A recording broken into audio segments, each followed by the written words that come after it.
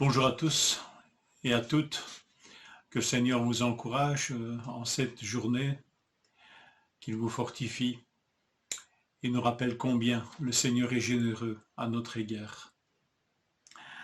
Philippiens 4,18 J'ai tout ce qu'il me faut et je suis dans l'abondance. Je suis comblé, ayant reçu par Épaphrodite ce qui vient de vous, comme un parfum de bonne odeur, un sacrifice que Dieu accepte et qui est agréé de lui.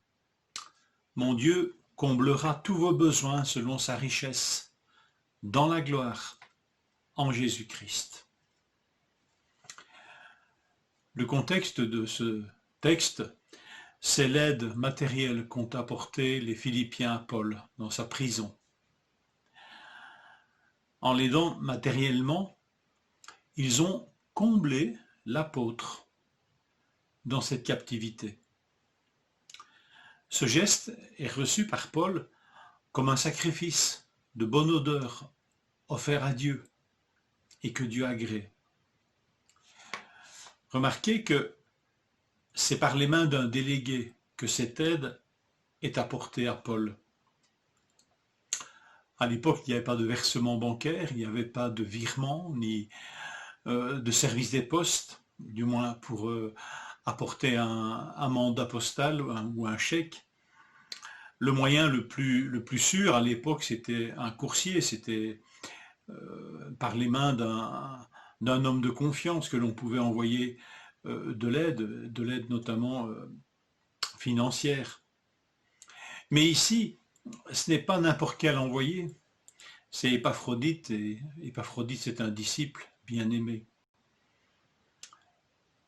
C'est en quelque sorte un amour qui s'incarne. Cette aide, elle est incarnée dans la personne d'Épaphrodite. Alors, je ne sais pas si vous êtes d'accord avec moi, mais parfois on s'embarrasse beaucoup de l'emballage cadeau, mais les mains qui offrent, les mains de quelqu'un qui nous aime et qui offre, sont souvent le meilleur des emballages cadeaux. Le chèque, le chèque cadeau, le virement, est remplacé ici par un porteur de chair et d'os. Il n'y a rien de tel pour toucher les cœurs, pour encourager. Alors Paul a reçu par Épaphrodite, il le souligne, ce qui venait des Philippiens. Tout cela a comblé l'apôtre. C'est un verbe fort, combler. D'ailleurs, ce verbe, on le retrouve au verset suivant, le verset 19. Dans beaucoup de nos traductions, c'est « Mon Dieu pourvoira à tous vos besoins selon sa richesse ». Mais c'est le même verbe que « je suis comblé ». Comblé, c'est pour ça que la traduction de la Nouvelle Bible Second, par exemple, rend par « Mon Dieu comblera tous vos besoins ». Et combler en français a un sens plus riche que simplement de pourvoir, et je crois que c'est pareil dans la langue originale. Mais puisque c'est dans notre langue que c'est rendu comme ça, combler. Combler en français, c'est remplir un vide. On peut parler de construction, ouais, on comble un trou. C'est faire disparaître le manque. C'est satisfaire pleinement.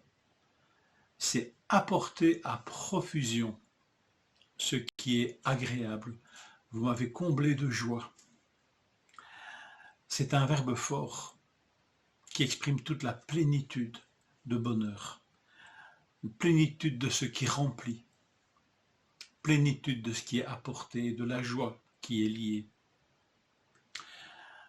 Et si ce verbe n'était pas suffisant, l'adjectif « tout » est associé aux besoins comblés. Il comblera tous vos besoins. L'apôtre ne se contente pas de dire « Dieu pourvoira à vos besoins », mais il comblera tous vos besoins. C'est touchant parce que les Philippiens ont donné gratuitement, sans espérer recevoir en retour.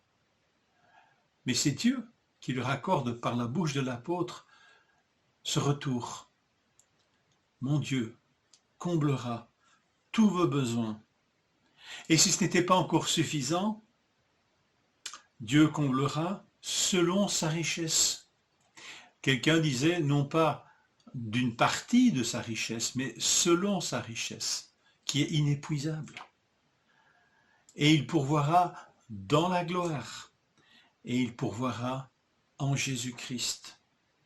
Alors ces prépositions dans, rendues en français par dans et en, sont des prépositions aussi dans la langue originale. Pour moi, elles rappellent cette mystérieuse communion qui existe entre nous et Dieu.